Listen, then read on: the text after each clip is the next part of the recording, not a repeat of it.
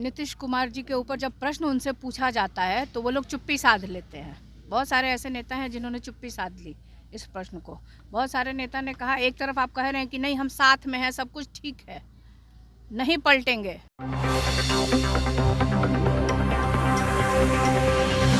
नमस्कार, आप देख रहे हैं पीटीएन न्यूज़ और आपके साथ मैं हूं अंजलि। हाल ही में राजद सुप्रीमो लालू प्रसाद यादव का ऐसा बड़ा बयान सामने आया था जहां पर वो मुख्यमंत्री नीतीश कुमार को ऑफर देते हुए नजर आते हैं। ये कह रहे थे कि नीतीश कुमार तो हमारे भाई जैसे हैं और उनके लिए राजद और महागठबंधन के दरवाजे हमेशा खुले रहेंगे। वहीं इस पर इसको नकारते हुए तेजस्वी यादव ने कहा कि चाचा के लिए राजद के दरवाजा हमेशा बंद रहेगा। वहीं पत्रकारों को ठंडा रखने के लिए लालू प्रसाद यादव ने ऐसा बयान दिया था। वहीं अब मीसा भारती नीतीश कुमार का पूरा फेवर करती हुई नजर आती है, जहां पर वो एक बहुत बड़ा बयान देती हैं कि नीतीश कुमार को भारतीय जनता पार्टी बस वोट लेने के लिए इस्तेमाल कर रही है। लेकिन आपको बता दें कि वो सीधी तौर पर सम्राट चौधरी पर निशाना साधती हुई नजर आई, जहां पर वो सम्राट चौधरी पर तंज कसती हुई नजर आई कि सम्राट चौधरी के पिता पे इतना क्षमता नहीं था कि उन्हें स्थापित कर सके। वो तो लालू प्रसाद यादव जी का काम है कि उन्होंने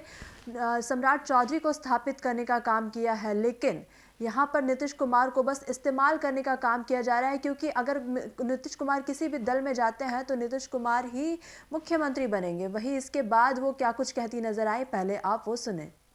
हमको लगता है कि सम्राट चौधरी को अपने शीर्ष नेतृत्व को देखना चाहिए कि नीतीश कुमार जी के ऊपर जब प्रश्न उनसे पूछा जाता है तो वो लोग चुप्पी साध लेते हैं। बहुत सारे ऐसे नेता हैं जिन्होंने चुप्पी साध ली इस प्रश्न को। बहुत सारे नेता ने कहा, एक तरफ आप कह रहे हैं कि नहीं हम साथ में हैं, सब कुछ ठीक है, नहीं पलटेंगे, फिर लेकिन जब उनसे पूछा जाता है कि भाई अगला चुनाव किनके नेतृत्व में लड़ेंगे, क्या ये वहाँ तक मानते हैं लोग? क्योंकि वोट लेना है। नीतीश जी के चेहरों को दिखा के भारतीय जनता पार्टी वोट लेना चाहती है, उनको सीढ़ी बना के सत्ता में आना चाहती है, लेकिन उनको मुख्यमंत्री का चेहरा बनाने से डर रही है। लेकिन आप लोग ऑफर दे रहे हैं तो आप नहीं, हम लोग कोई ऑफर नहीं दे रहे हैं। मैंने कल भी कुछ लोगों ने मुझसे, मीडिया के भाइयों ने मुझसे भी प्रश्न पूछा था। मैंने ये कहा कि देखिए वो दो दोस्त हैं, दोनों आपस में क्या बात करते हैं, शब्दों का प्रयोग करते हैं कि इशारे में बात करते हैं, क्या बात करते हैं ये दोनों लोग ही समझे। लेकिन सम्राट चौधरी तो कह रहे हैं स्थापित करना चाह रहे हैं तेजस्वी यादव। नीतीश कुमार कह रहे हैं कि 2 बार गलती हो गया। देखिए 2 बार तो नीतीश कुमार जी ने तेजस्वी जी को स्थापित कर दिया। सम्राट चौधरी को यह भी सोचना चाहिए कि उनके पिताजी में इतनी शक्ति नहीं थी सम्राट चौधरी को स्थापित करने के लिए। उनको स्थापित करने वाले लालू प्रसाद यादव जी हैं। तो जब सम्राट चौधरी को और बिहार के युवाओं को स्थापित कर सकते हैं लालू प्रसाद यादव जी, तो अगर अपने बेटे को स्थापित करना चाहते हैं और बिहार की जनता चाहती है ऐसे युवा को स्थापित करना बिहार में, जिसने वादा किया था कि जब हम चुनाव में जीत के आते हैं और आप उनको मौका देते हैं तो हम 10 लाख सरकारी नौकरी देने का वादा उन्होंने किया था। और जब नीतीश कुमार जी ने तेजस्वी को मौका दिया, उप मुख्यमंत्री बनाए, तो उन्होंने वो करके दिखाया। तो इसमें क्या हर्ज है? कई जेडीयू के सांसद जो हैं वो भारतीय जनता पार्टी के संपर्क में है, जेडीयू टूटने वाली है, इस तरह के भी बयान दिए जा रहे हैं। इसको आप कैसे देखती हैं? देखिए कहीं ना कहीं मुझे लगता है कि ये इनका अपना अंदरूनी मामला है और बहुत सारे राज्यों में इस तरह से देखा गया है कि तोड़ने वाला कौन है।